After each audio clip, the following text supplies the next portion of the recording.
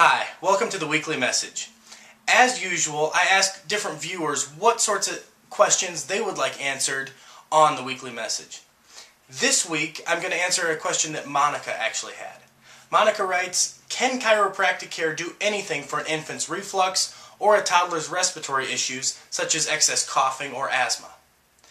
Well, Monica, the short answer is yes. Chiropractic care can definitely help children with a variety of issues, whether it's coughing, asthma, reflux, sleeping problems, a variety of different things.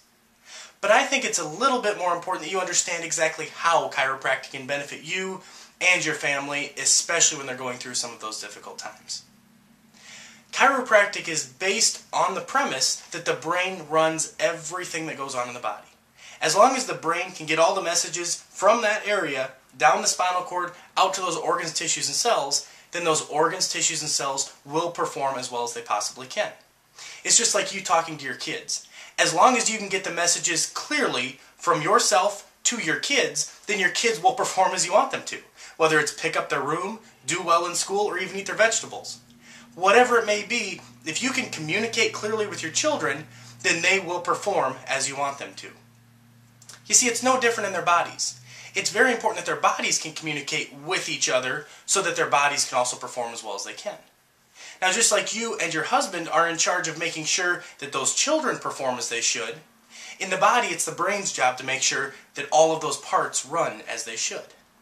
Now, not only do chiropractors think that brain and spinal cord are pretty important, but apparently Mother Nature did as well. Because you see, the brain and spinal cord are the only organ system that is fully surrounded by bone. Now, of course, protecting the brain up in your head is your skull, and protecting the spinal cord the whole way down your back is your spinal column. Now, that spinal column is made up of 24 individual segments of bone called vertebrae. And actually right here is a model or a sample of 2 of those vertebrae. This is, of course, a little bit larger than normal.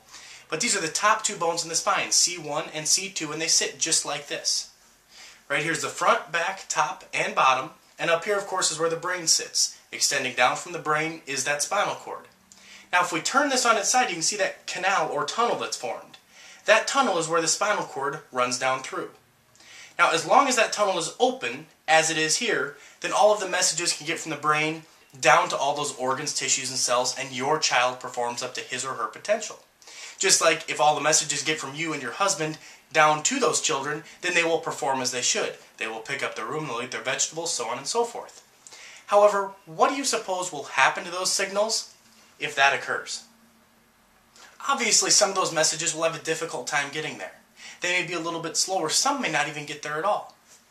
That right there, that misalignment in those bones, is what chiropractors call a vertebral subluxation. Now, I know that's a big word, so I'll explain it briefly here. Vertebral just means one of those bones of the spine, and a subluxation means a misalignment. So when one of those vertebral subluxations occurs, that doesn't let all those messages through. And if all those messages can't get through, it's impossible for those organs, tissues, and cells on the other end to perform up to their potential. It's just like you attempting to talk to your children, but coming across kind of like the Charlie Brown characters, you know, the adults in the Charlie Brown series anyway, the wah, wah, wah. It's not going to make a whole lot of sense. My job as a chiropractor is to find those vertebral subluxations and help the body to perform an adjustment, moving those bones back to the proper position. When those bones are moved back to the proper position, pressure is relieved from that spinal cord, the messages can once again flow through, and you and your children can perform up to your potential. I hope that answers your question, Monica. If any of you that are watching have any other questions, don't hesitate to shoot an email.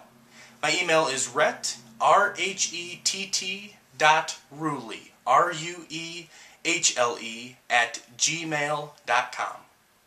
Hope you have a good week, and I look forward to talking to you next week. Bye-bye.